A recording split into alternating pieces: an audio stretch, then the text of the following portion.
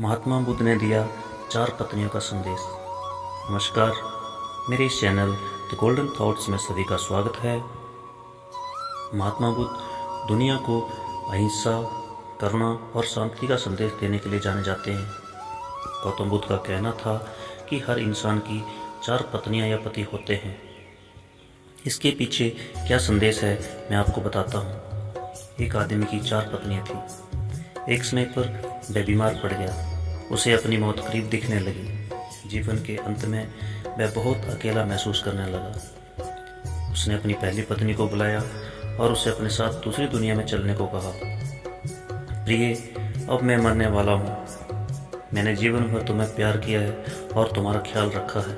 क्या तुम मेरे साथ चलोगी जहाँ मैं मृत्यु के बाद जाऊँगा? उसे उम्मीद थी उसका जवाब हाँ ही होगा, लेकिन उसने जवाब दिया, मुझे पता है कि आप मुझे हमेशा प्यार करते थे और अब आपका अंत करीब है। ऐसे में अब आपसे अलग होने का समय आ गया है।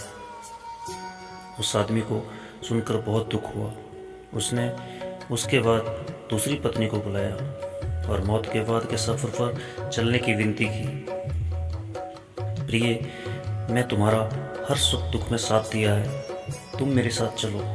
तो दूसरी पत्नी ने जवाब दिया, आपकी पहली पत्नी ने आपके साथ जाने से इनकार कर दिया, तो भला मैं कैसे आपके साथ जा सकती हूँ?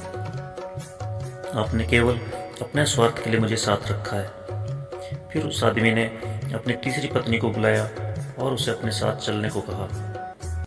तीसरी पत्नी ने आंखों में आंसू भरकर कहा, प्रिय, मुझे आप पर दया आ रही है और अपने लिए दुख हो रहा है, इसलिए मैं अंतिम संस्कार तक आपके साथ रहूंगी। इस प्रकार तीसरी पत्नी ने भी साथ चलने से इनकार कर दिया और जब उसकी तीसरी पत्नी ने भी साथ जाने से इनकार कर दिया तो उसने अपनी चौथी पत्नी को बुलाया, जिसकी उसने ज़्यादा परवाह नहीं की।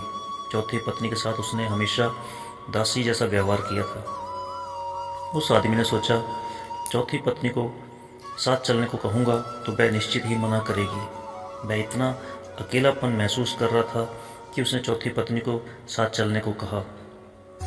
चौथी पत्नी ने अपने पति की बात को तुरंत स्वीकार कर लिया। उसने कहा, मैं हमेशा आपके साथ रहने के लिए दृढ़ संकल्पित हूँ।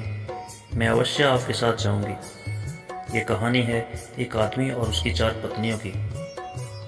मगर इन 4 पत्नियों का क्या मतलब है? महात्मा बुद्ध ने कहा, प्रत्येक पुरुष और महिला के 4 पत्नियां या पति होते हैं। हर एक का अपना महत्व है। पहली पत्नी या साथी हमारा शरीर है, जिसे हम दिन रात प्यार करते हैं, रोज नहाते हैं, अच्छे कपड़े पहनते हैं, शरीर को अच्छा भोजन देते हैं। हम पहली पत्नी की तरह शरीर का ख्याल रखते हैं, लेकिन अंतिम समय में सबसे पहले ये शरीर ही साथ नहीं जाता। बुद्ध ने कहा, जब अंतिम सांस हमारे शरीर को छोड़ती है तो चेहरे का रंग बदल जाता है और हम अपने उज्जवल जीवन को खोने लगते हैं। ऐसे समय में शरीर को अंतिम संस्कार के लिए खुले में रख दिया जाता है। दूसरी पत्नी हमारे भाग्य, धन संपत्ति, पद, नौकरी को दर्शाती है।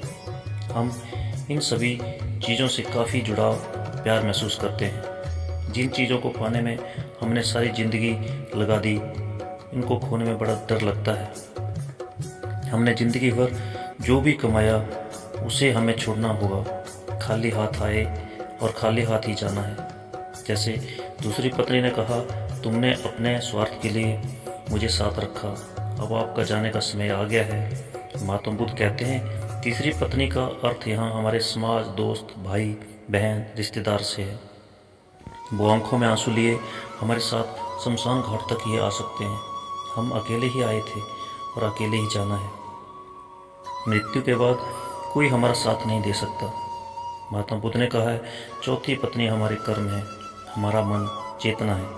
जब हम गहराई से यह सोचते हैं कि हमारा मन क्रोध, लालच से भरा है, हम तब अपने जीवन को अच्छे नज़रिए से देख पाते हैं। क्रोध, लोभ तो हमारे कर्म के नियम हैं। हम अपने कर्म से कभी पीछा नहीं छुड़ा सकते, यही हमारे साथ जाते हैं। चौथी पत्नी ने मरते हुए पति से कहा था, मैं हमेशा आपके साथ रहने के लिए दृढ़ संकल्पित हूँ। मैं हमेशा आपके साथ रहूंगी।